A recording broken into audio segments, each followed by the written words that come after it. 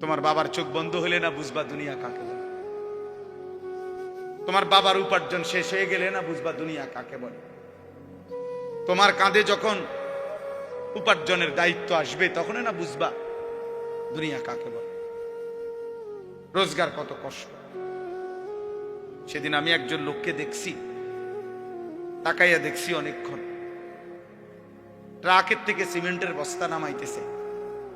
আমি লোকটার দিকে তাকাইয়া ছিলাম, সারাটা শরীর ঘামে। আমার মনে হয় যেন লোকটা মানে পানির মধ্যে, সারাটা চুল চেহারা তার ঘামে, ঘাম বাইয়া বাইয়া পড়তেছে। তাহলে এক বস্তা ট্রাকের থেকে প্রতি বস্তা সিমেন্ট নামাইয়া গোডাউনে থুইলে সর্বোচ্চ 60 টাকা, 8 টাকা বা 10 টাকা দেয়। সর্বোচ্চ রেট হলো 10 টাকা, মানে এন থেকে হয়তো গোডাউনে থুইবে আর কি। তাহলে 50 বস্তা সিমেন্ট যদি এই বেচারা নামায়, তাহলে প্রিয় যুবক ছেলে, 50 বার এই লোকটাকে, তোমার বাবাকে হতে পারে 50 বারই উনি কোমরটা বাঁকা করে। নাহলে কেমনে বস্তা এটা লইব? 50 কেজি সিমেন্টের, 50 কেজি সিমেন্টের একটা বস্তা বেচারা কেমনে নিবে? প্রতিবারই তাকে কোমর বাঁকা করতে হয়েছে। প্রত্যেক বস্তা সিমেন্ট হয়তো ফালাইয়া ছোট্ট একটা গামছা হয়তো কোমরের থেকে খুলে আবার ঘাম মুছছে, আবার আরেক বস্তা লেগে গেছে, আর গুনছে কয় বস্তা হইল। বিনিময়ে 500 টাকা, হয়তো 50 বস্তায় 500 টাকা পাইছে, 10 টাকা করে। সেখান থেকে ভাঙ্গাইয়া তোমারে 200 টাকা দিছিল, তুমি বলছো তোমার স্কুলে দিতে হবে, সেই ঘামে ভেজা 200 টাকা। আর তুমি জানো আর সেই 200 টাকায় মোবাইলে ঢুকায়া উলঙ্গ ছবি আর নাচ গান নর্তকী দেখে শেষ করে দিছে। তুমি সন্তান না, বরং তুমি জানো আর।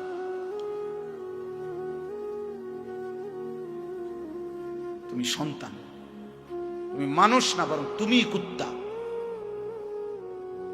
তুমি জানো আর। তুমি জানো না তোমার বাবার এই 100টা টাকার পিছনে কতগুলো ঘাম ঝরছে বেটা, কতগুলো ঘাম ঝরছে।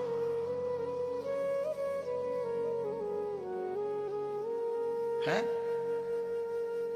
আমার আব্বা ছোটবেলায় আমরা দেখছি সারাদিন স্কুল করে আব্বা যখন আসতেন, প্রাইমারি স্কুলে মাস্টারি করতেন, মসজিদে ইমামতি। আমার আব্বার একটা বা দুইটা গেঞ্জি ছিল, গেঞ্জিগুলোর এই পাশে এই পাশে ঘামে ভিজা।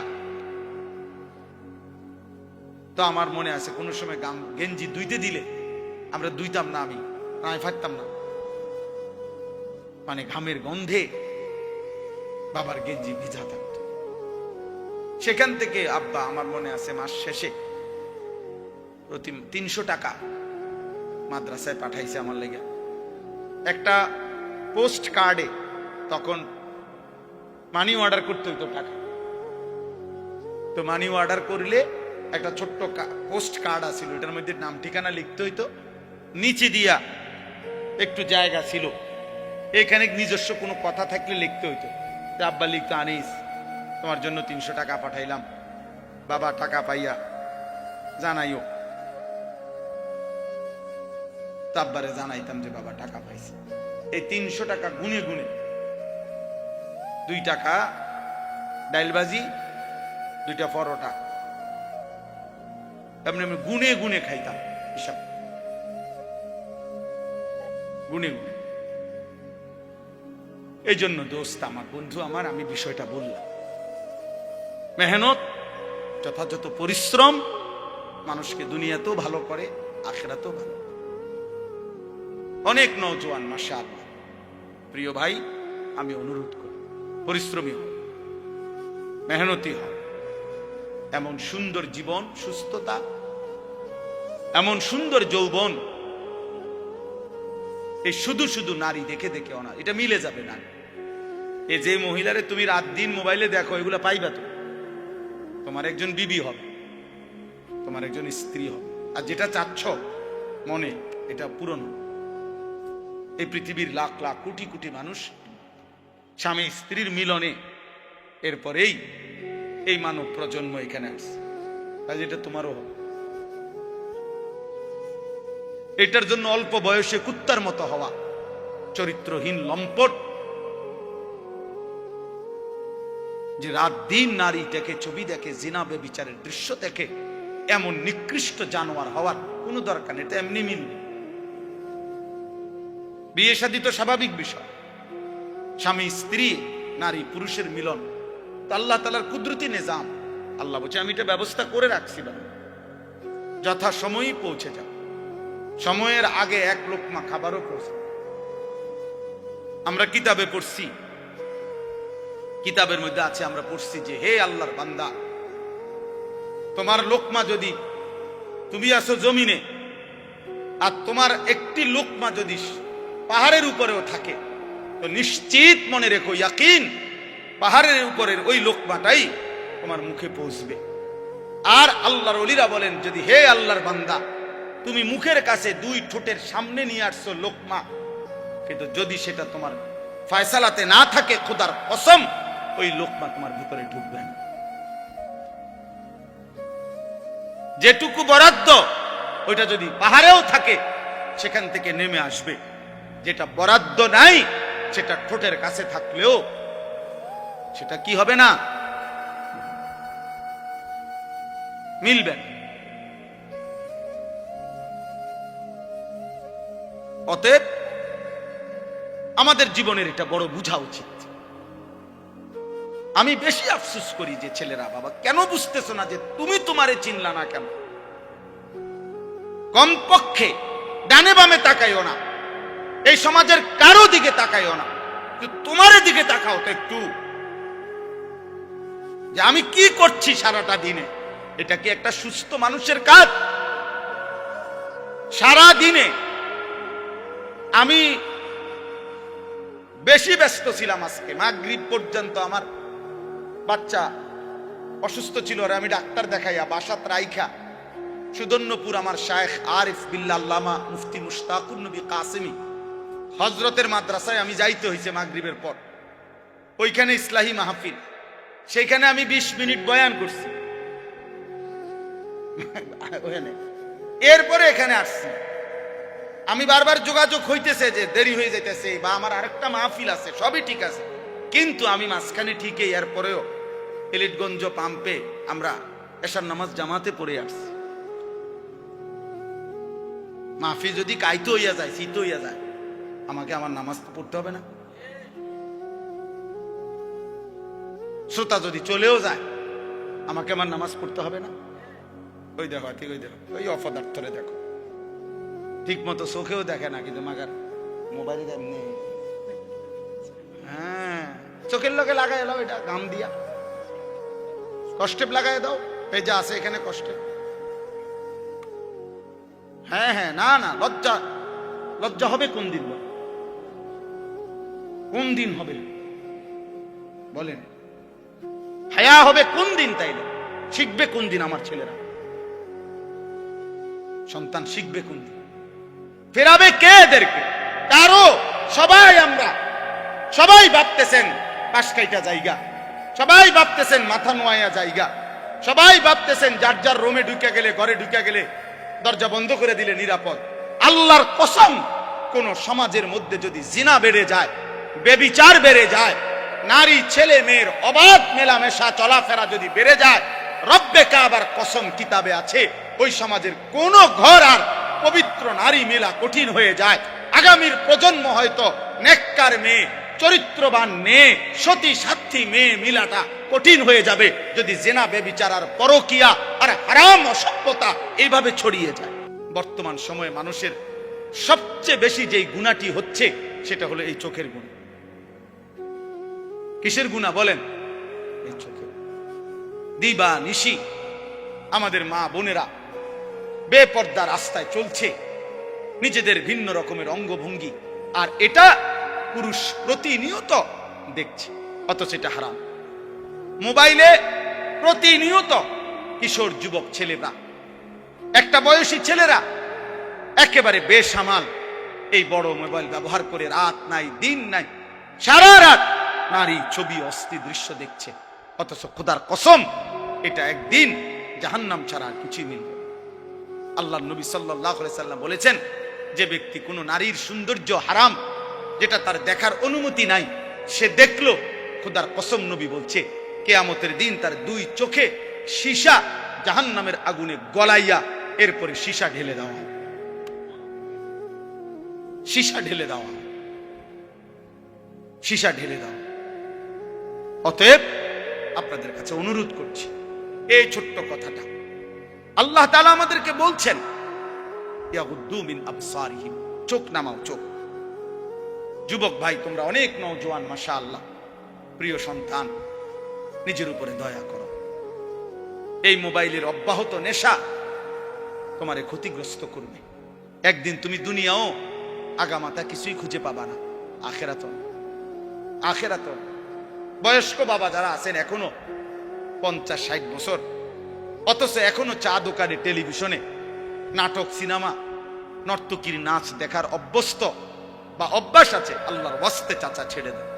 এটা অসভ্যতা ছাড়া এই বয়সে আরো বেশি অসভ্যতা। এই জন্য আল্লাহ নবী সাল্লাল্লাহু আলাইহি সাল্লাম স্পষ্ট বলছেন, রাগ হবেন না, নবীজি বলছেন, আল্লাহ নবী সাল্লাল্লাহু আলাইহি সাল্লাম বলছেন, হাসরের দিন আল্লাহ তাআলা ওই বান্দার দিকে তাকাবেন না, আল্লাহ তাআলা তাকে পবিত্র করবেন না, আল্লাহ তাআলা তাকে জাহান্নাম থেকে বাঁচাবেন না। এই কথা বলতে গিয়ে 1 নম্বরে যার কথা বলছে, নবীজি বলছেন যে আশ-শাইখুজ জানি, যে বুড়া ব্যভিচারী। খোদার কসম, বয়স বেশি, বয়স হয়ে গেছে, অথচ এখনো জিনাকার, ব্যভিচারী। আর চোখ দিয়ে ভিন নারী দেখলে এটাও জিনা, হাত দিয়ে ছুঁয়ে দিলে এটাও জিনা, কান দিয়ে শুনলে ভিন নারীর কথা, হারাম কথা, এটাও জিনা, অন্তর দিয়ে কল্পনা করলে এটাও জিনা, লজ্জাস্থান দিয়ে জিনা করলে এটাও জিনা, নবীজি বলছেন। অতএব আল্লাহ নবী সাল্লাল্লাহু আলাইহি সাল্লাম বলছেন, বয়স্ক হওয়ার পরেও যে জিনার অভ্যাস, হারাম নারী দেখার অভ্যাস, বাস্তবে হোক আর মোবাইলে হোক আর টেলিভিশনে হোক আর সাদওয়ানে হোক, এই বদ অভ্যাস যে ছাড়ে নাই, আল্লাহ তাআলা তার দিকে কিয়ামতের দিন তাকাবেন না, আল্লাহ তাকে পবিত্রও করবে না, আল্লাহ তাকে জাহান্নাম থেকে বাঁচাবে।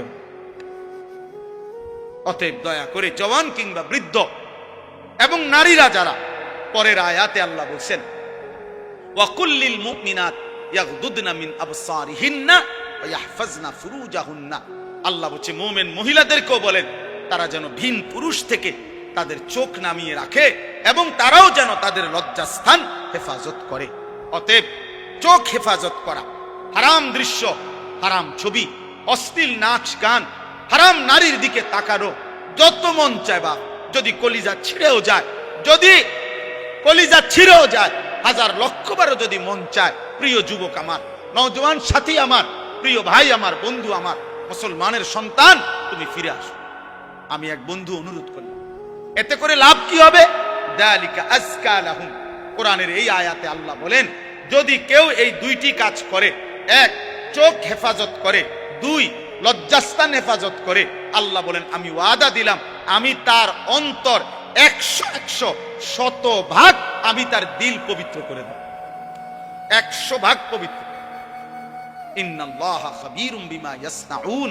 আল্লাহ বলে, বান্দা যখন তোমরা যাই করো না কেন, যেভাবেই করো না কেন, একাকী কিংবা লুকিয়ে, রাতের আধারে কিংবা গভীর রজনীতে, ইয়ারফোন লাগাইয়া কিংবা লাইট নিবাইয়া, দরজা বন্ধ করে কিংবা সিটকারি লাগাইয়া, রাতের গভীরে কিংবা পাহাড়ের জঙ্গলে কিংবা পাহাড়ের চূড়ায় কিংবা জঙ্গলের গভীরে কিংবা 7 তবক জমিনের নিচে কিংবা 7 আসমানের ঊর্ধ্বে, যেখানেই যা করো না কেন, আমি খবর রাখি, খবর রাখি, আমি দেখি বান্দা, আমি দেখি বান্দা, আমি দেখি। গোবর থেকে দুর্গন্ধই বের হবে, গোলাপ ফুল থেকে সুঘ্রাণই বের হবে। অতএব রাস্তা রাস্তায় ঘুরতো যেই মেয়ে, বিবাহের আগে কোনো না কোনো ছেলের সাথে হারাম কোন সম্পর্ক করত যে মেয়ে, আল্লাহর কসম এই অপবিত্র মেয়ে থেকে পবিত্র কিছু আশা করা যাবে না। এই গোবর থেকে দুর্গন্ধই বের হবে,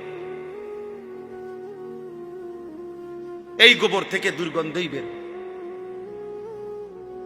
অতএব এটা ভাবা দরকার, ভাব, আমরা এটা বোঝা দরকার আমাদের প্রজন্মের হেফাজত দরকার। একটি সমাজের মধ্যে সবচেয়ে বড় সম্পদ, একটি ঘরের সবচেয়ে বড় সম্পদ, একজন বাবার সবচেয়ে বড় সম্পদ তার স্ত্রী সন্তান। খাট যত দামি হোক দোস্ত, 20 বছর পরে এই খাট ওই ঘরে থাকবে না। পৃথিবীর সবচেয়ে মজবুত কাঠ দিয়েও যদি সোফা বানায় 5 বছর লাগবে না, এটার বার্নিশ উঠে যাবে 3 বছর 4 বছরের ভিতরে। পরবর্তী 20 বছরের ভিতরে ওই ফার্নিচারের নাম গন্ধ ঘরে পাওয়া যাবে না, কারণ এর পরে আরো বহু লেটেস্ট মডেল পৃথিবীতে আসছে, যার কারণে ইডি হালাই দিছে। বুঝেন নাই কথা? এটা মসজিদে যে আগে মোজাইক হইতো, আমি তো দেখছি ছোটবেলা মেশিন দিয়া ছোট ছোট ছোট গুড়া গুড়া পাথরের গুড়া মোজাইক করতে, আর এগুলার মোজাইক আগে ছোট ছোট এলো মেলো পাথরের কঙ্কর, ছোট ছোট পিচি পিচি পিচি না মোজাইক দেখছেন না? কই এখন আসেনি এগুলা। মোজাইক ভাঙ্গে টাইলস লাগা, মানে এমন মসজিদ যেখানে আগে মোজাইক ছিল, কয় না এটি ওনার ভাল লাগে না, আরে উড়াও এটি উড়াও, টাইলস পুরা মসজিদ টাইলস করো, টাইলস করো। পুরাতন গ্রিল বদলাইয়া SS5 এর দরজা গ্রিল লাগানো হয় কিনা বলেন? তাইলে বাবা বলে দুনিয়ার এই আসবাব উপকরণ আমরা যা দুনিয়া সাজাইলাম ঘরের, আল্লাহর কসম এগুলা থাকবে না। আমনের রেখে যাওয়া কাছের ফ্লেট আগামী 10 বছর পরে আর থাকবে না। আপনার রেখে যাওয়া সোফা, ফার্নিচার, খাট, ডাইনিং টেবিল এগুলো থাকবে না। এগুলা বংশধররা ফেলে দিবে, নায়নাতকুররা ফেলে দিবে। কিন্তু আপনি যেই ছেলেটাকে গড়ে গেলেন, আপনি যদি মেয়েটাকে দিন শিখায়া যান, পর্দা শিখায়া যান, ছেলেটাকে আল্লাহর কোরআন শিখায়া যান, খুদার কসম তার প্রতিটা সেজদা মৃত্যু পর্যন্ত ওই বাবা মার আমল নামার মধ্যে নেকি নিয়ে আস, কোন সন্দেহ নেই। আল্লাহ নবী সাল্লাল্লাহু আলাইহি সাল্লামের হাদিস কত শুনছেন আপনারা। ওয়াজে উলামায়ে কেরাম বলে আপনাদেরকে যে মান ক্বারা আল কুরআন ওয়া আমিলা বিমা ফীহি উলবিসা ওয়ালিদাহু তাজান ইয়াউমাল কিয়ামা। আল্লাহ নবী সাল্লাল্লাহু আলাইহি সাল্লাম বলেন, যে কোরআন পড়লো, কোরআন অনুযায়ী জীবন চালাইলো, ওই ব্যক্তির মা বাবাকে কিয়ামতের দিন নূরের মুকুট, আলোকিত মুকুট পরিধান করানো হবে। নবীজি বলছে, তাহলে ভাবো তো, যদি বাবা মাকে এই মর্যাদা দেওয়া হয়, তাহলে যে কোরআন পড়লো সরাসরি, যে নিজে আমল করলো, ফামা যান্নুকুম বিল্লাযী আমিলা বিহাযা, তাকে আল্লাহ কি পুরস্কার দিবে? যে কোরআন পড়ছে, যে কোরআন আমল করছে। বাপ মারে যদি আল্লাহ সম্মান দেয়, তো হাফেজে কোরআনকে কি দিবে? আলেমে দ্বীনকে আল্লাহ কি দিবে?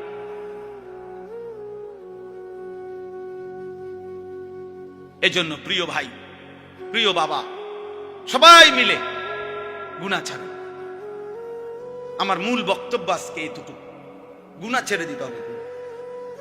আখিরাত যদি পাইতে হয়, জাহান্নাম থেকে বাঁচতে হলেও গুনাহ ছেড়ে দেওয়া জরুরি, জান্নাতে প্রবেশ করতে হলেও গুনাহ ছেড়ে দেওয়া জরুরি।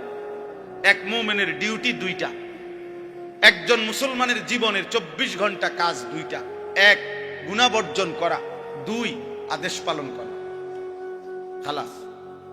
এরই নাম জীবন, এরই নাম মুসলমান, এরই নাম তাকওয়া, এর পিছনেই জান্নাত। উইদ্দাত লিল মুত্তাকিন, রব্বুল আলামিন বলে জান্নাত বানানোই হয়েছে মুত্তাকিদের জন্য। আর মুত্তাকি বলেই তাকে ওই মুমিনকে, যে মুমিন প্রথমত গুনাহ বর্জন করে, দ্বিতীয়ত আদেশ পালন করে। আদেশ পালন করে, সতর খোলা রাখা।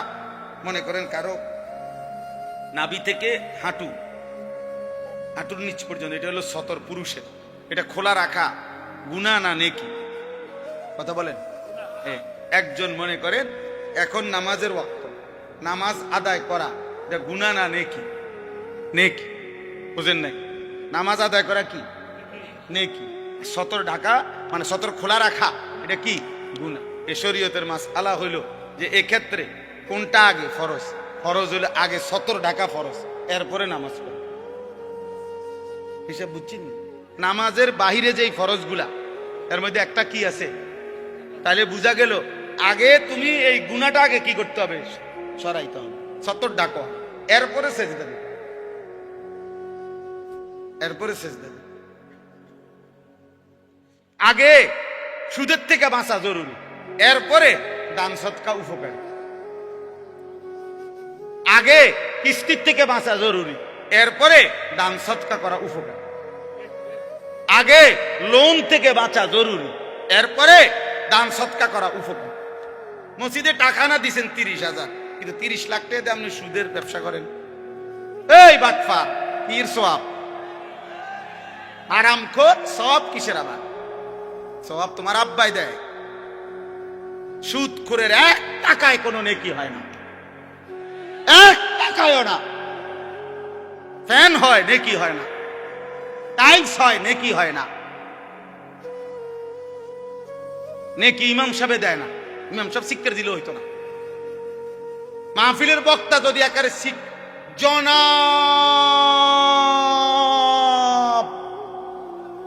অমুকে অমুক 30,000 মার হাবা, আবারে মার, যা ফারস মার, তারে টেহা দিল কেন, মার কন্যা। ফেরেশতা বলবে আল্লাহ সুদের টাকা, আল্লাহ বলবে বাদ দাও, আলাই দাও, টেহা লই এলা খেরা, কিন্তু তুমি লেখো না, নেকি লেখো।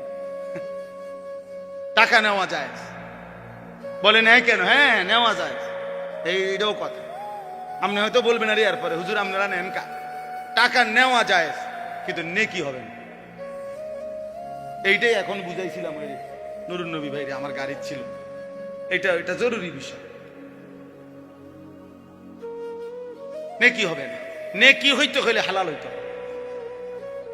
দুনিয়াবি লেনদেন করা এটা ভিন্ন মাসআলা। আপনি যদি না বুঝেন আপনার আলেম থেকে বুঝে নিয়ে, কিন্তু বুঝাইতে চাচ্ছি এটা জরুরি। মাফ গুনাহ ছেড়ে দাও। তাহলে আগে জরুরি কি বলেন না? আমি কথা শেষ করে ফেলবো এখন। আগে জরুরি কি? দাফউল মুদাররাতি মুকদ্দামুন আলা জালবিল মানফা। আরবি ভাষার গুরুত্বপূর্ণ মূলনীতি এটা, যে আগে ক্ষতি সরাও, এরপরে উপকার আনো। উপকার পরে, আগে কি? কথা বলেন না, ক্ষতি সরাও এইটারে। আচ্ছা মনে করেন একটা জানালার গ্রিল, এটার মধ্যে রং দিবে, কি দিবে? এই রং দিতে গেলে মনে করে এটা পুরান হয়ে গেছে, ঝংকার পড়ে গেছে, নিয়ম কি? আগে ঝংকার ফেলতে হবে না আগে রং দিতে হবে? আগে শিরিষ কাগজ দিয়া ঝংকার ফেলতে হবে, এরপরে কি করতে হবে? আগে ক্ষতি সরাও, আগে গুনাহ ছাড়ো, এরপরে সেজদা দাও। এক সেজদা আল্লাহর আরশ ছুঁয়ে যাবে। একবার জমিন থেকে আল্লাহ ডাক দিবা, রবের আরশ কাঁইপা উঠবে। শর্ত কি? গুনাহ ছেড়ে, গুনাহ ছেড়ে, গুনাহ ছেড়ে। আরো বাংলা উদাহরণ দেই, আমরা বাঙালি উদাহরণ আছে। কোন ব্যক্তি মনে করেন কারো বাড়ির দরজায় গেইটে ভিক্ষার জন্যই মনে করেন হাত পাতছে, এই সময় বাড়িওয়ালার কুকুর, পালা কুকুর খেউ খেউ কইরা দরজার সামনে আইছে, বেড়ারে মানে ধরে লেব দশা। এখন এই লোক কি বলবে? বাড়িওয়ালার আগে কি বলবে? যে কি সরাও, আমার চাল লাগতো না ভাই, আল্লাহর দোহাই, আমার কি লাগবে না, তুই এটা সরা ভাই, এটা সরা। কামড় না দোক, কামড় না দোক শুধু। এইটারে কয় কি? ভিক্ষা থাক, কুত্তা সামলাও।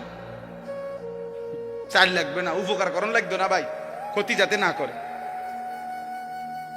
ক্ষতি যাতে না। এই জন্য এক মুমিনের প্রথম ডিউটি, যুবক হোক বৃদ্ধ হোক, আমি হই তুমি হই, আলেম হোক পাবলিক হোক, আপনি মনে রাখবেন।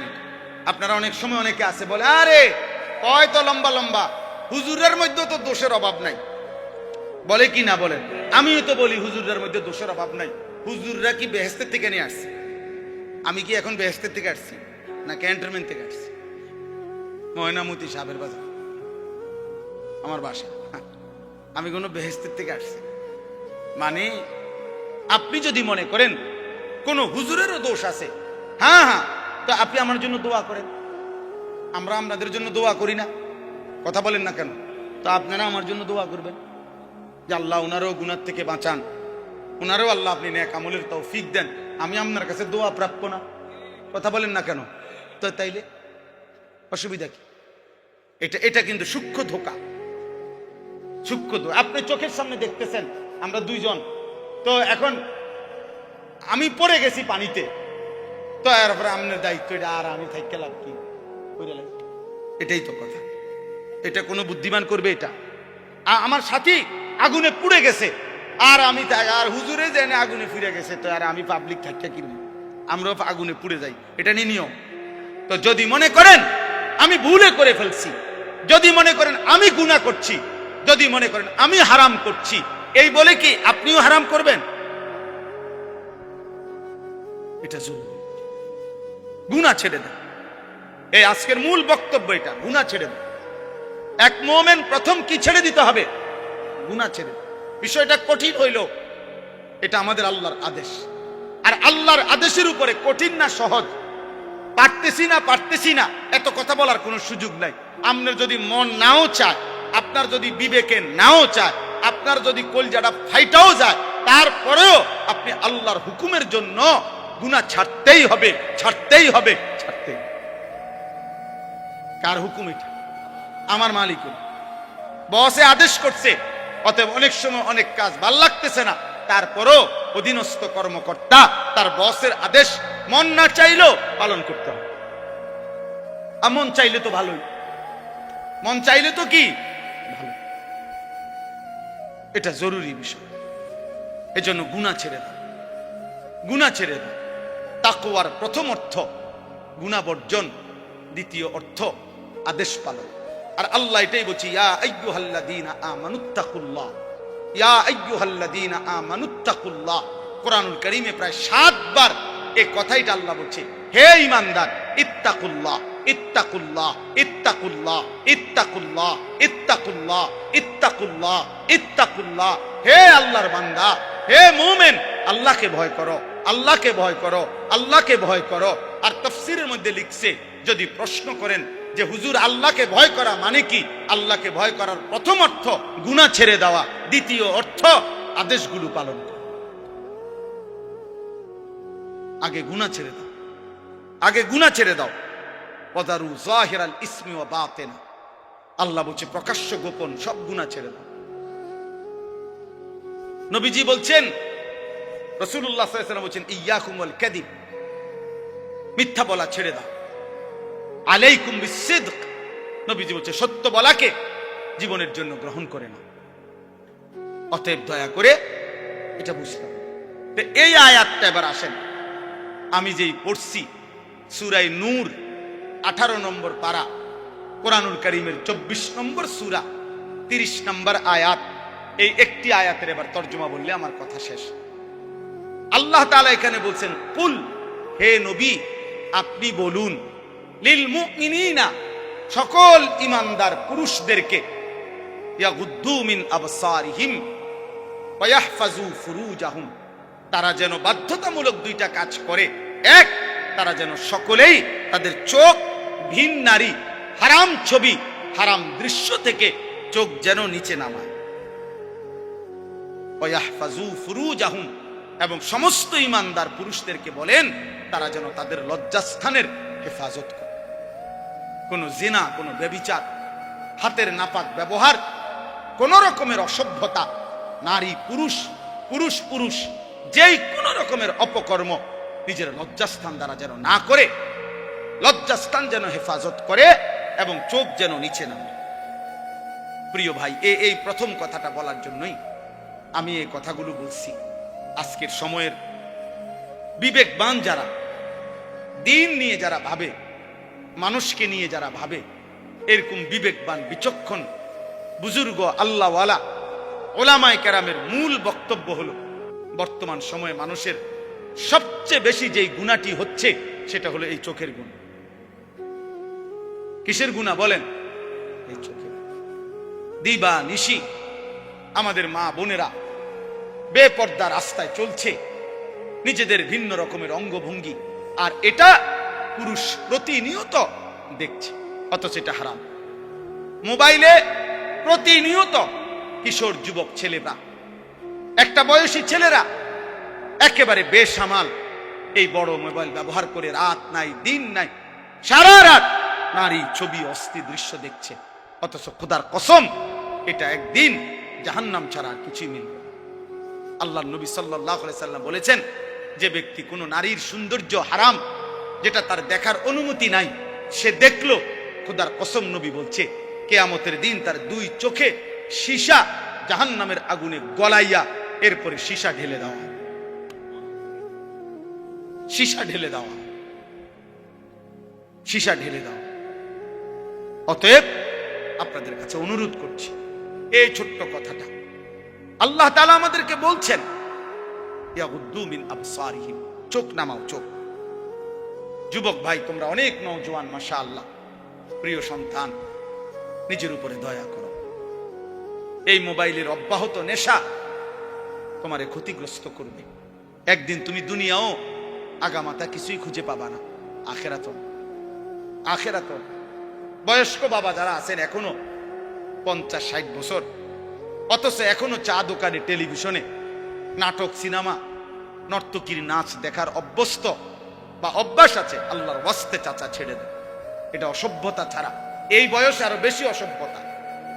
এই জন্য আল্লাহ নবী সাল্লাল্লাহু আলাইহি সাল্লাম স্পষ্ট বলছেন, রাগ হবেন না, নবীজি বলছেন, আল্লাহ নবী সাল্লাল্লাহু আলাইহি সাল্লাম বলছেন, হাসরের দিন আল্লাহ তাআলা ওই বান্দার দিকে তাকাবেন না, আল্লাহ তাআলা তাকে পবিত্র করবেন না, আল্লাহ তাআলা তাকে জাহান্নাম থেকে বাঁচাবেন না।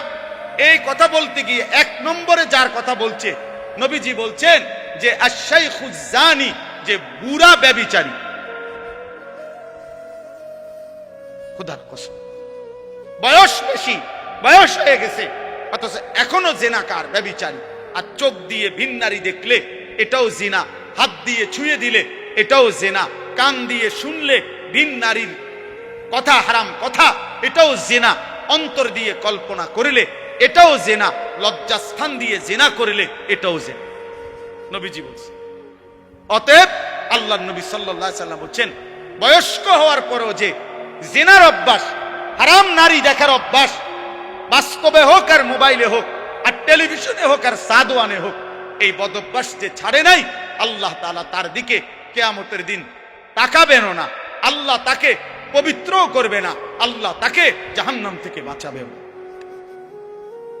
অতএব দয়া করে জওয়ান কিংবা বৃদ্ধ এবং নারীরা যারা, পরের আয়াতে আল্লাহ বলছেন, ওয়া কুল্লিল মুমিনাত ইয়াগদুদনা মিন আবসারিহিন্না ওয়া ইয়াহফাজনা ফুরুজাহুন্না। আল্লাহ বলছে মুমিন মহিলাদেরকেও বলেন তারা যেন ভিন পুরুষ থেকে তাদের চোখ নামিয়ে রাখে এবং তারাও যেন তাদের লজ্জাস্থান হেফাজত করে। অতএব চোখ হেফাজত করা, হারাম দৃশ্য, হারাম ছবি, অশ্লীল নাচ গান, হারাম নারীর দিকে তাকানো, যত মন চায় বা যদি কলিজা ছিঁড়েও যায়, যদি কলিজা ছিঁড়েও যায়, 1000 লক্ষবারও যদি মন চায়, প্রিয় যুবক আমার, নওজোয়ান সাথী আমার, প্রিয় ভাই আমার, বন্ধু আমার, মুসলমানের সন্তান, তুমি ফিরে আসো। আমি এক বন্ধু অনুরোধ করলাম, এতে করে লাভ কি হবে? যালিকা আযকা লাহুম। কোরআনের এই আয়াতে আল্লাহ বলেন, যদি কেউ এই 2টি কাজ করে, 1 চোখ হেফাজত করে, 2 লজ্জাস্থান হেফাজত করে, আল্লাহ বলেন আমি ওয়াদা দিলাম, আমি তার অন্তর 100% আমি তার দিল পবিত্র করে দেব, 100% পবিত্র। ইন্নাল্লাহা খাবীরুম বিমা ইয়াসনাউন। আল্লাহ বলে, বান্দা যখন তোমরা যাই করো না কেন, যেভাবেই করো না কেন, একাকী কিংবা লুকিয়ে, রাতের আঁধারে কিংবা গভীর রজনীতে, ইয়ারফোন লাগাইয়া কিংবা লাইট নিবাইয়া, দরজা বন্ধ করে কিংবা সিটকারি লাগাইয়া, রাতের গভীরে কিংবা পাহাড়ের জঙ্গলে কিংবা পাহাড়ের চূড়ায় কিংবা জঙ্গলের গভীরে কিংবা 7 তবক জমিনের নিচে কিংবা 7 আসমানের ঊর্ধ্বে, যেখানেই যা করো না কেন, আমি খবর রাখি, আমি দেখি বান্দা, আমি দেখি। অতএব দোস্ত আমার, আল্লাহকে আড়াল করা সম্ভব? আল্লাহকে ফাঁকি দেওয়া সম্ভব? আল্লাহ তাআলার দৃষ্টির আড়ালে যাওয়া সম্ভব? অতএব এইটুকুই সবক। আমরা যদি ইমানদার হই, আমরা যদি মুমিন হই, তাহলে আমাদের নারী, আমাদের পুরুষ, আমাদের কিশোর, আমাদের যুবক, আমাদের মা, আমাদের বোন, আমাদের স্ত্রী, আমি হুজুর, আপনি পাবলিক, আমরা সবার দায়িত্ব চোখ হেফাজত করা। কি হেফাজত করা? কারণ চোখ হারাম নারী দেখা গুনাহ কিনা? বলেন না কেন? অতএব এই গুনাহ ছিল। আল্লাহ তাআলা আমাদেরকে তৌফিক দেন, কবুল করেন। আমিন। বিবাহ একটি সম্পর্ক, বিবাহ একটি ইবাদত। ইবাদত কিনা কথা বলেন? আল্লাহ কোরআনে বলছে ফানকিহু, তোমরা বিবাহ করো। তো যেটা আল্লাহর হুকুম এটা ইবাদত কিনা? নবীজি সাল্লাল্লাহু আলাইহি সাল্লাম বলছে আন-নিকাহু মিন সুন্নতি, বিবাহ আমি রাসূলের সুন্নাত। তো যেটা নবীর সুন্নাত এটা উৎসব নাকি ইবাদত? এটা ফুর্তি নাকি ইবাদত? নবীর সুন্নত এটা ফুর্তি নাকি ইবাদত? তাহলে বিবাহ কি? ইবাদত। আল্লাহর হুকুম এ কারণেও ইবাদত, নবীর সুন্নাত এ কারণেও ইবাদত। ইবাদত ইবাদত এক। দুই নাম্বার, বিবাহ মানে একটি ছেলে মেয়ের এই সম্পর্ক শুধু উপভোগের সম্পর্ক নয়, বরং এই স্বামী স্ত্রী মানে এখান থেকে কিয়ামত পর্যন্ত একটি প্রজন্ম। আমার দাদা দাদির মিলনে আমার বাবা, মা বাবার মিলনে আমি, আমার স্ত্রীর পরে আমার সন্তান। তাইলে এইভাবে এটা একটা সিরিয়াল, এটা একটা সিরিয়াল। আমার দাদা 5 ওয়াক্ত নামাজ পড়ছেন রমজান মাসে, পুরা রমজানে মসজিদে ছিলেন, শেষ 10 দিন এতেকাফ করছেন। ঈদের চাঁদ উঠছে, ঈদের দিন দাদা সকালবেলা ভোরে মসজিদ থেকে বের হইয়া ঈদের নামাজ পড়া ঘরে আসছে। চাচারে কইছে, ছোট চাচারে, যে আমারে, আমি আমার শ্বশুর বাড়ির যামু, আমার একটা রিস্কা না দে। আমার চাচার নাম হোসেন, মানে হুসাইন। ওই যে হোসেন, আমারে একটা রিস্কা না দে ফুত, আমি আমার শ্বশুর বাড়ির যামু। দাদা বুড়া মানুষ।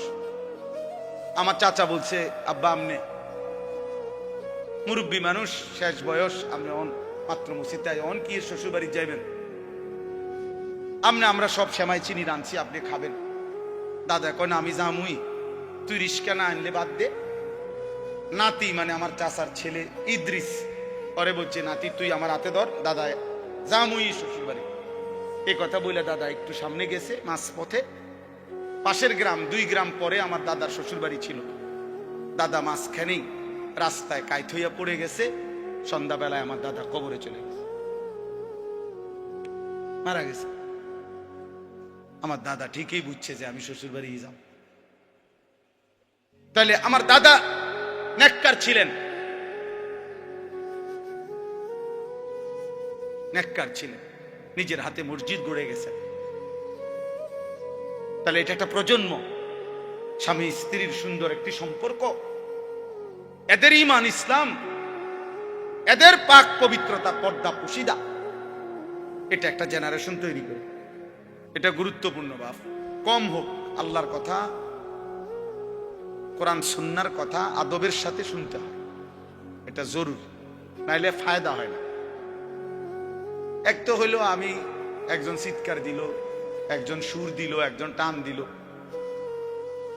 কিছু বুট বাদাম বেচা হইলো, এই সব মিলে জিলে কিছু একটা হলো না। ভাইয়া, এটা আসলেই মূল মাকসাদ না। একটা বাঁশ মাটিতে গাঁটতেও কষ্ট আছে। এই রাস্তাটা আমি আসছি এখন অনেক ভাঙ্গা, তাইলে প্রত্যেককেই কষ্ট করে আসতে হয়েছে। সেটা যদি কোনো ফায়দা না হয়, আপনি দেখেন ওইখানে বুট বাদামের দোকানে অনেক লোক দাঁড়ায় আছে, অসংখ্য লোক এখন এই মাত্র। তাহলে সামান্য বাচ্চাদের কতগুলো খেলনা জিনিস, এই ছোট ছোট বাস, ছোট ছোট গাড়ি ঘোড়া, এগুলোর দোকানে এত লোক দাঁড়ায় থাকা কি অর্থ আছে বলে? মানুষের তো স্বাভাবিক একটা বিবেক থাকা দরকার যে আমি এখানে কেন দাঁড়ায় রইল। অথচ বাড়ির থেকে রওনা দিছে, অথবা বাড়িওয়ালা ঘরওয়ালারা জানে ওয়াজে গেছে, এটা জানে না, কি বলে? কিন্তু শয়তান মাঝ পথে আটকায় রাখছে। হ্যাঁ, এটা কোরআনুল কারীমের মধ্যে আছে। আল্লাহ তাআলা কাছে শয়তান চ্যালেঞ্জ করেছে, আল্লাহি লা উযায়্যিনান্না আ'মালা ওয়া লা উগদিয়ান্নাহুম আজমাইন। আল্লাহর কসম, হে আল্লাহ, আমি আপনার বান্দাদের কাছে তাদের কাজকে গুনাহের রং দিয়ে সাজিয়ে দেব, অতঃপর আপনার বান্দাদেরকে আমি পথভ্রষ্ট করে দেব, পথভ্রষ্ট করে দেব। আল্লাযীনা যাল্লা সা'য়ুহুম ফিল হায়াতিদ দুনিয়া ওয়াহুম ইয়াহসাবুনা আন্নাহুম ইউহসিনুনা সুনআ। কোরআন শরীফে আছে, আল্লাহ বলেন অসংখ্য ক্ষতিগ্রস্ত বান্দা আছে এমন, দিন রাত তারা তাদের পরিশ্রম কর্মকাণ্ড কাজকর্মের দ্বারা ভাবতেছে অনেক ভালো কিছু করছে। আল্লাহ বলেন অথচ আসলে তারা ধোঁকা খাচ্ছে, বরং পথভ্রষ্ট হচ্ছে, নিজেদের সমস্ত আখিরাত খাসারা বরবাদ করছে, বরবাদ করতেছে। আফামান যুগিনা লাহু সুউ আমালিহি ফারাআহু হাসান, এটাও কোরআন শরীফের আয়াত। আল্লাহ তাআলা বলেন যাকে তার গুনাহ, তার নাফরমানির কাজটাকে তার কাছে খুব সুন্দর করে দেয়া হয়েছে, আর সে এটাকে মনে করতেছে ভালো কাজ, অথচ আসলে শয়তান তার নিকটে গুনাহকে সুন্দর করে সাজিয়ে দিছে, সাজায় দিছে। এই জন্য বাপ আমরা এটা বুঝা উচিত। আরবিতে বলা হয় কালিমাতু হাক্কিন উরিদা বিহাল বাতিল, কথা সত্য মতলব খারাপ। অর্থাৎ অনেক সময় এমন হয় যে কথা তো সুন্দর কিন্তু ভিতরের উদ্দেশ্য খারাপ। এই জন্য অনেক কিছু তো আমাদের কাছে মনে হয় এটা করলে খুব সুন্দর হবে, কিন্তু এর দ্বারা উদ্দেশ্য ভিন্ন। এই জন্য দান একটু আগায় দেন, একটু একটু করে। আরে আপনি কথা বলেন, আসতে বলেন। মানুষের আগাইবার কথা কই এত ধমক দিলে তো আর হইতো না। নিজের বসা নিজে বসেন,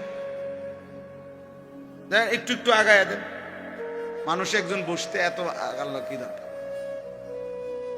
জি মাশাআল্লাহ। চলেন, 2 নাম্বার কথা হলো ভাইয়া, আমার প্রিয় ছোট ভাই হাফিজ মাওলানা আতিকুর রহমান আশরাফ, আমি আইসেই শুনতেছি বলতেছে, এই মাত্র সে বলছে এটা আপনাদের কাছে। আমি আবার বললাম ছেলেরা, ভাইয়া একটা ছেলে মোবাইল হাতে ধইরা ভিডিও বা রেকর্ড করবা না, আমি নিষেধ করলাম। আর একটা মোবাইলও ধরে রাখবে, আমি নয়তো উঠাই দেবো তোমার দোস্ত, তুমি উঠে যাইতে হবে এখান থেকে। এরপরে ধমক দিলে লজ্জা পাইবা। আমি আগেই বলছি, আমি ব্যক্তিগতভাবে কোনো প্রার্থী না, নির্বাচনের কোনো জনসভার জন্য আসিনি। আমার একটা মার্কা আছে, সবাই একটু খেয়াল রাখেন না, কোনো মার্কা নাই। কথা বুঝছেন কিনা?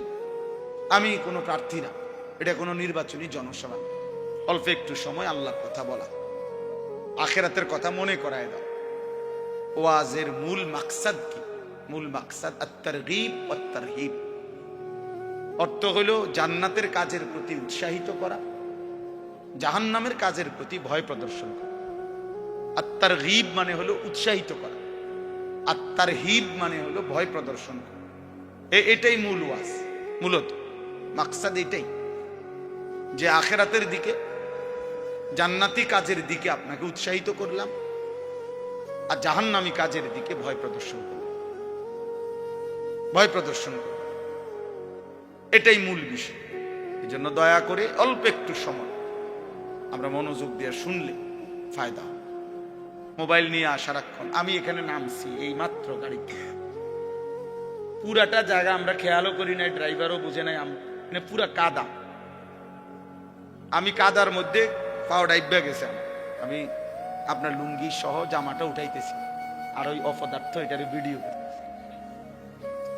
তাহলে মানুষ কি পরিমাণ, ছেলেরা কি পরিমাণ বিকৃত মস্তিষ্ক, কি পরিমাণ প্রতিবন্ধী আপনি বলুন। একটা জলজ্জান্ত বাস উড়ে যাচ্ছে, হাজার হাজার লোক ভিডিও করতেছে। একটা জলজ্জান্ত মানুষ পানিতে ডুবে যাচ্ছে, হাজার হাজার মানুষ ভিডিও করতেছে। এই হলো প্রজন্মের এখনকার হালাত, এখনকার জেনারেশনের হালাত হলো এই। কয়েকদিন আগে নোয়াখালীতে অনেকেই শুনছেন, একজন প্রবাসীর পরিবারের 7 জন একটা মাইক্রোজে পানি পড়ে গেছে, শুনছেন না, মারা গেছে। যে ওই লোকের একটা সাক্ষাৎকার দিছে, আমি নিজে শুনছি। বেচারা কানতে কানতে বলছে যে আমি মাইক্রোটা যখন পানি পড়ে গেছে, শত শত মানুষ আসছে পুকুরের পারে, আমি প্রত্যেকের কাছে কাকতি মিনতি করছি, অনুরোধ করছি, কেউ একটু নামলো না পানিতে, যে চেষ্টা করলো না, সকলেই শুধু মোবাইল দিয়ে ছবি উঠে। আল্লাহর কসম সে বলছে, সে আফসোস করছে। তা আমি একটা ছেলেকে বললাম এখন যে, আরে ভাই তুমি তো আগে আমারে ধরো যে আমি কোনো পড়ে যাই কিনা বা কাদা, তুমি তো আগে এইটা সেভ করো না। তোমার আগে দরকার মুসাফা করতে, হুজুর আঞ্জা দিয়ে ধরে নিতে। এটা দোস্ত নতুন জেনারেশন, তোমরা বুঝা উচিত ভাই, বুঝা উচিত। একটা মোবাইল যদি জীবনের সবকিছু হয়ে যায় 24 ঘন্টা, এই জীবন সামনে আগাবে না। আখেরাত তো পরের বিষয় ধরলাম, দুনিয়াও বেশি দিন টিকবে, দুনিয়াও বেশি দিন টিকবে। গাফলত কোনো মানুষকে, গাফেল মানুষ দুনিয়াতেও কোনো উন্নতি করতে পারে না, আখেরাতেও না। অমনোযোগী, অবহেলা, খামখেয়ালি, কাজের প্রতি নিষ্ঠা নাই, আগ্রহ নাই, পরিশ্রমের মানসিকতা নাই, ওই মানুষ দুনিয়াবি বাজার, ব্যবসা, লেনদেন, নিজের দুনিয়ার কাজেও ভালো করতে পারে। আমার আপনারা সবাই বুঝবেন, যে কেন জিজ্ঞাসা করে, যেই দোকানদার কোন কাস্টমার যদি 3 বার 4 বার আইসা দেখে, মনে করেন এক সপ্তাহের মধ্যে উনি 3 বার আইসে এই দোকানে, আইসা 3 বারই দেখছে দোকান বন্ধ অথবা দোকানদার নাই, এরপরে সে পরবর্তী 6 মাসেও আর কোনোদিন এই দোকানে আসবে না, দেখেন সে বলবে যে এনে দোকানদার থাকে না, আর বলা যায় না এটা বন্ধও থাকতে হবে, এই শেষ, মানে তার ব্যবসা শেষ, সে আর দাঁড়াইতে পারে না। এই জন্য এটা একটা নিয়ম, কাজের প্রতি নিষ্ঠা থাকতে। এত বেশি পরিমাণ গাফেল, সারাক্ষণ হাসি, সারাক্ষণ মজা, দুষ্টামি, সারাক্ষণই মোবাইল নিয়ে ব্যস্ত থাকা, এ তো গাফলত ভাই, এ তো গাফলত, খামখেয়ালি। আর গাফেল মানুষ দুনিয়াতেও কোনো ভালো কিছু করতে পারে না, আখেরাতেও। ও আপনাদেরকে হঠাৎ আমি শুনলাম শুনাইতেছে আমার ওয়াজের 21 বছরের কথা। আমার 21 বছর এক এক দিন আমি কেমনে পার করছি এক মালিক যা। গত 2 রাত আমি টোটালি ঘুমাই, বৃহস্পতিবার রাতেও না, শুক্রবার রাতেও। পাবনা থেকে আমি আসছি সকালবেলা, সকাল 7টায়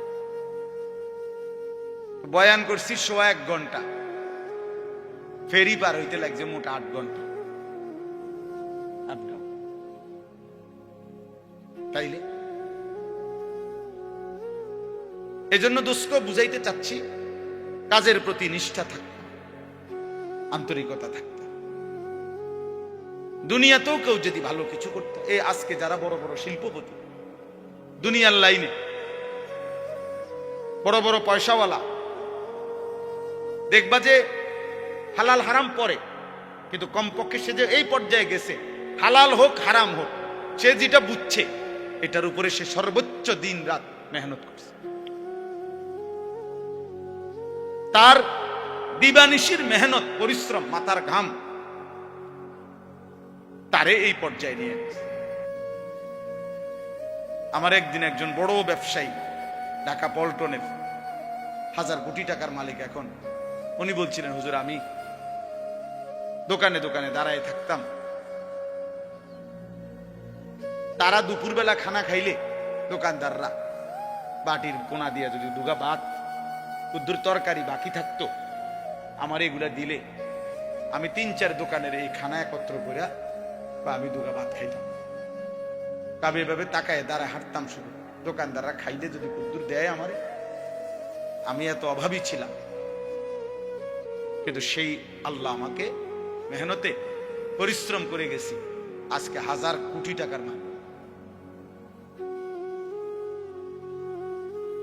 স্বাভাবিক একটা রেস্টুরেন্টে আছে ওনার 16 তালা।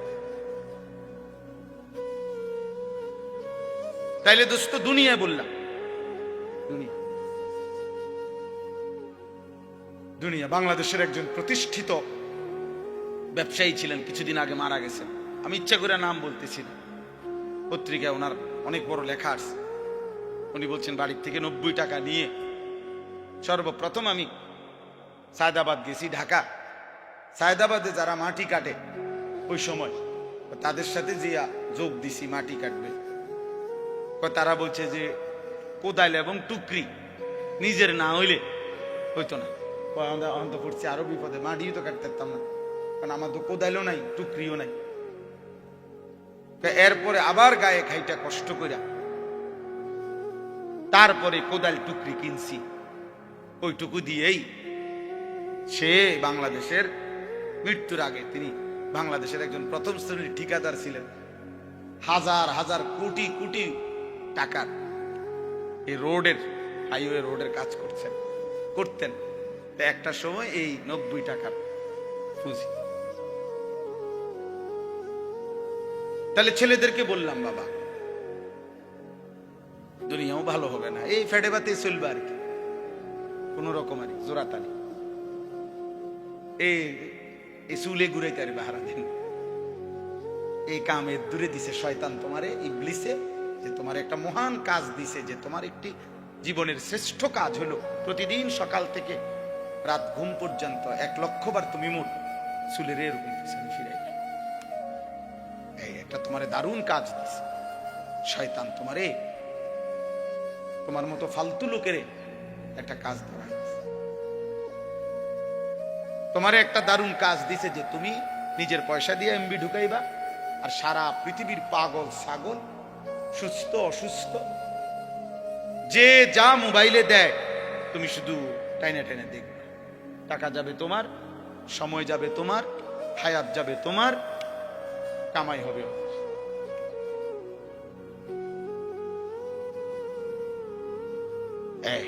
তোমারে বুদ্ধি দিয়ে যে যেমনে পারো টাকা ব্যবস্থা করবে তুমি।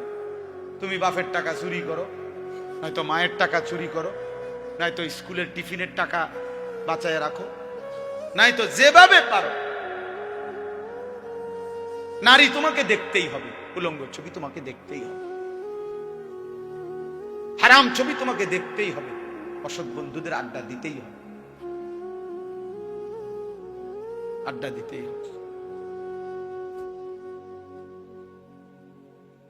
আল্লাহ আমাদেরকে হেফাজত করেন। এজন্য আমি সবাইকে বললাম, গাফলত অনেক বড় অভিশাপ, মানে এই খামখেয়ালি আর অবহেলা, জীবনটাকে অনাদরে অবহেলায় নষ্ট করে দাও। বরং বুদ্ধিমান বিবেকবান ব্যক্তি পরিশ্রমী হয়। মানুষকে আল্লাহ তাআলা বলেছেন লাকাদ খালাকনাল ইনসানা ফি কাবাদ।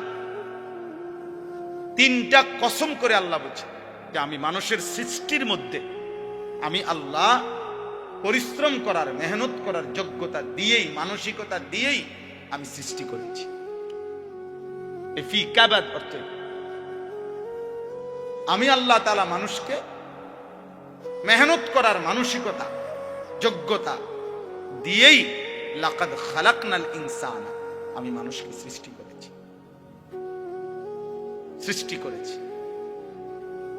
এজন্য সব ছেলেকে বললাম, এই ভূমিকা ছাড়াই কথা শেষ।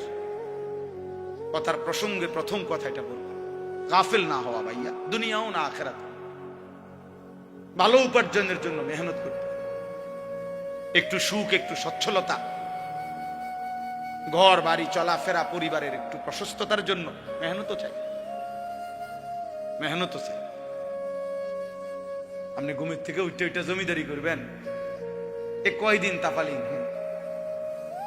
কয়দিন মোটরসাইকেল নিয়ে মাতবুরি, মোবাইল একটা নিয়ে মাতবুরি, কয়দিন ভাইয়া, কয়দিন? তোমার বাবার চোখ বন্ধ হলে না বুঝবা দুনিয়া কাকে বলে। তোমার বাবার উপার্জন শেষ হয়ে গেলে না বুঝবা দুনিয়া কাকে বলে। তোমার কাঁধে যখন উপার্জনের দায়িত্ব আসবে তখন না বুঝবা দুনিয়া কাকে বলে, রোজগার কত কষ্ট। সেদিন আমি একজন লোককে দেখছি, তাকাইয়া দেখছি অনেকক্ষণ, ট্রাকের থেকে সিমেন্টের বস্তা নামাইতেছে। আমি লোকটার দিকে তাকাইয়া ছিলাম, সারাটা শরীর ঘামে, আমার মনে হয় যেন লোকটা মানে পানির মধ্যে, সারাটা চুল চেহারা তার ঘামে ঘাম বাইয়া বাইয়া পড়তেছে। তাহলে এক বস্তা আগের থেকে প্রতি বস্তা সিমেন্ট নামাইয়া গোডাউনে থুইলে সর্বোচ্চ 60 টাকা, 8 টাকা বা 10 টাকা দেয়। সর্বোচ্চ রেট হলো 10 টাকা, মানে এন থেকে হয়তো গোডাউনে থুইবে আর কি। তাহলে 50 বস্তা সিমেন্ট যদি এই বেচারা নামায়, তাহলে প্রিয় যুবক ছেলে, 50 বার এই লোকটাকে, তোমার বাবাকে হতে পারে 50 বারই উনি কোমরটা বাঁকা। নাহলে কেমনে বস্তাটা লইব? 50 কেজি সিমেন্টের, 50 কেজি সিমেন্টের একটা বস্তা বেচারা কেমনে নিবে? প্রতিবারই তাকে কোমর বাঁকা করতে হয়েছে।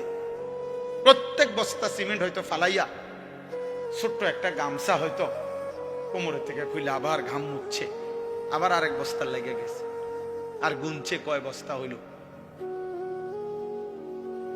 বিনিময়ে 500 টাকা, হয়তো 50 বস্তায় 500 টাকা পাইছে, 10 টাকা করে। সেখান থেকে ভাঙ্গাইয়া তোমারে 200 টাকা দিছিল, তুমি বলছো তোমার স্কুলে দিতে হবে, সেই ঘামে ভেজা 200 টাকা। আর তুমি জানো আর সেই 200 টাকায় মোবাইলে ঢুকাইয়া উলঙ্গ ছবি আর নাচ গান নর্তকী দেখে শেষ করে দিছ। তুমি সন্তান না, বরং তুমি জানো আর।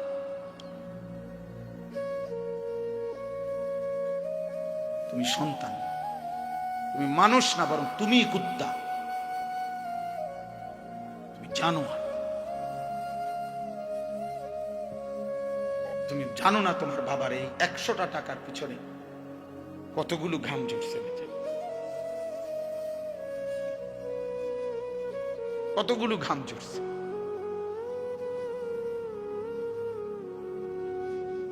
হ্যাঁ, আমার আব্বা ছোটবেলায় আমরা দেখছি সারাদিন স্কুল করে আব্বা যখন আসতেন, প্রাইমারি স্কুলে মাস্টারি করতেন, মসজিদে ইমামতি। আমার আব্বার একটা বা দুইটা গেঞ্জি ছিল, গেঞ্জিগুলোর এই পাশে এই পাশে ঘামে ভিজা। তো আমার মনে আছে কোনো সময় গেঞ্জি ধুইতে দিলে আমরা ধুইতাম না, আমি ফাটতাম না, মানে ঘামের গন্ধে বাবার গেঞ্জি ভিজা থাকতো।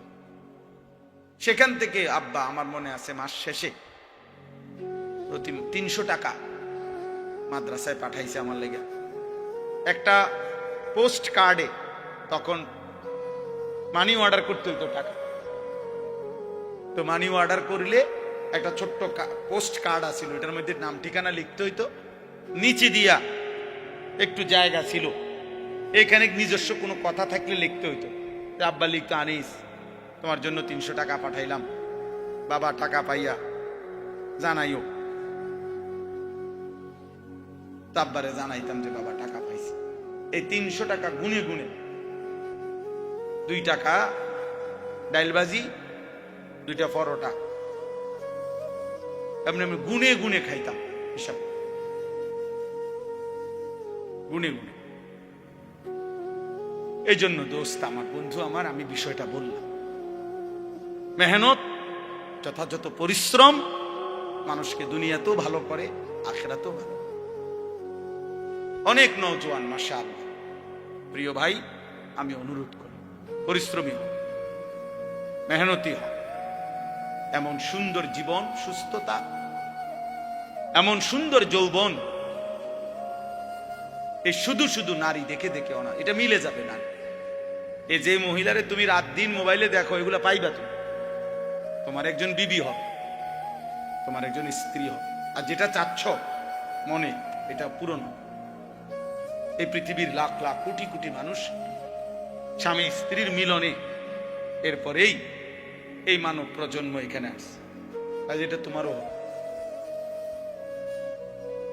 এটার জন্য অল্প বয়সে কুত্তার মতো হওয়া, চরিত্রহীন লম্পট,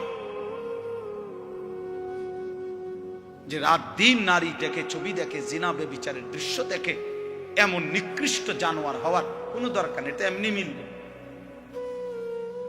বিয়ে শাদী তো স্বাভাবিক বিষয়, স্বামী স্ত্রী, নারী পুরুষের মিলন, আল্লাহ তাআলার কুদরতি নিজাম। আল্লাহ বলছে আমি এটা ব্যবস্থা করে রাখছি, যথা সময়ই পৌঁছে যাবে। সময়ের আগে এক লোকমা খাবারও পৌঁছে।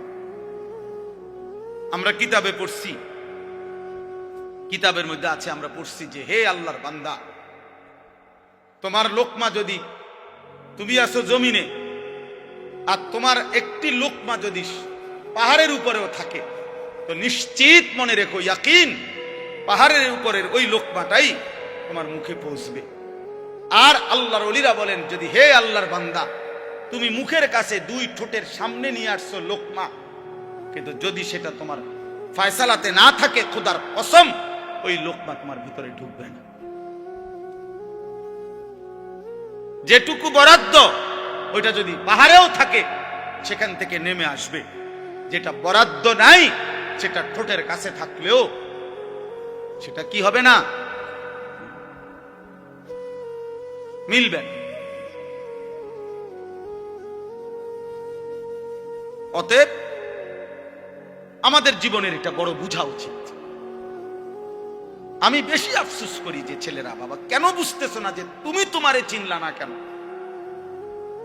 কমপক্ষে ডানে বামে তাকাইও না, এই সমাজের কারো দিকে তাকাইও না, তোমারে দিকে তাকাও তো একটু,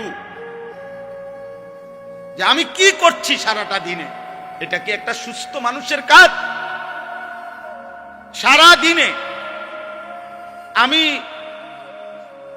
বেশি ব্যস্ত ছিলাম, আজকে মাগরিব পর্যন্ত আমার বাচ্চা অসুস্থ ছিল, আর আমি ডাক্তার দেখাইয়া বাসাত রাইখা সুদন্যপুর আমার শায়েখ আরিফ বিল্লাহ আল্লামা মুফতি মুশতাকুন নবী কাসেমি হযরতের মাদ্রাসায় আমি যাইতে হয়েছে মাগরিবের পর। ওইখানে ইসলাহি মাহফিল, সেখানে আমি 20 মিনিট বয়ান করছি, এরপরে এখানে আসছি। আমি বারবার যোগাযোগ হইতেছে যে দেরি হয়ে যাইতেছে, বা আমার আরেকটা মাহফিল আছে, সবই ঠিক আছে, কিন্তু আমি মাঝখানে ঠিকই এরপরেও এলিটগঞ্জ পাম্পে আমরা এশার নামাজ জামাতে পড়ে আসছি। মাহফিল যদি কাইতে হইয়া যায়, শীত হইয়া যায়, আমাকে আমার নামাজ পড়তে হবে না? শ্রোতা যদি চলেও যায়, আমাকে আমার নামাজ পড়তে হবে না? ওই দেখো, ঠিক ওই দেখো, ওই অপদার্থরে দেখো, ঠিক মতো চোখেও দেখে না, কিন্তু মাগার মোবাইলে এমনি, হ্যাঁ, চোখের লগে লাগাই এলাও, এটা গাম দিয়া কষ্টেপ লাগাই দাও, এই যে আছে এখানে কষ্টেপ। হ্যাঁ হ্যাঁ, না না, লজ্জা, লজ্জা হবে কোন দিন? কোন দিন হবে বলেন? হায়া হবে কোন দিন? তাইলে শিখবে কোন দিন আমার ছেলেরা? সন্তান শিখবে কোন দিন? ফেরাবে কে এদেরকে? কারো, সবাই আমরা, সবাই ভাবতেছেন পাশ কাইটা জায়গা, সবাই ভাবতেছেন মাথা নোয়া জায়গা, সবাই ভাবতেছেন যার যার রুমে ঢুকে গেলে, ঘরে ঢুকে গেলে দরজা বন্ধ করে দিলে নিরাপদ। আল্লাহর কসম, কোন সমাজের মধ্যে যদি জিনা বেড়ে যায়, বেবিচার বেড়ে যায়, নারী ছেলে মেয়ের অবাধ মেলামেশা চলাফেরা যদি বেড়ে যায়, রব্বে কাবার কসম কিতাবে আছে, ওই সমাজের কোন ঘর আর পবিত্র নারী মেলা কঠিন হয়ে যায়। আগামীর প্রজন্ম হয়তো নেককার মেয়ে, চরিত্রবান মেয়ে, সতী সাথী মেয়ে মিলাটা কঠিন হয়ে যাবে যদি জেনা বেবিচার আর পরকিয়া আর হারাম অসভ্যতা এইভাবে ছড়িয়ে যায়। অতএব দোস্ত আমার, আল্লাহকে আড়াল করা সম্ভব, আল্লাহকে ফাঁকি দেওয়া সম্ভব, আল্লাহ তাআলার দৃষ্টির আড়ালে যাওয়া সম্ভব। অতএব এইটুকুই সবক। আমরা যদি ইমানদার হই, আমরা যদি মুমিন হই, তাহলে আমাদের নারী, আমাদের পুরুষ, আমাদের কিশোর, আমাদের যুবক, আমাদের মা, আমাদের বোন, আমাদের স্ত্রী, আমি হুজুর, আপনি পাবলিক, আমরা সবার দায়িত্ব চোখ হেফাজত। কি হেফাজত করা? কারণ চোখ হারাম নারী দেখা গুনাহ কিনা? বলেন না কেন? অতএব এই গুনাহ ছেড়ে আল্লাহ তাআলা আমাদেরকে তৌফিক দেন, কবুল করেন, আমিন।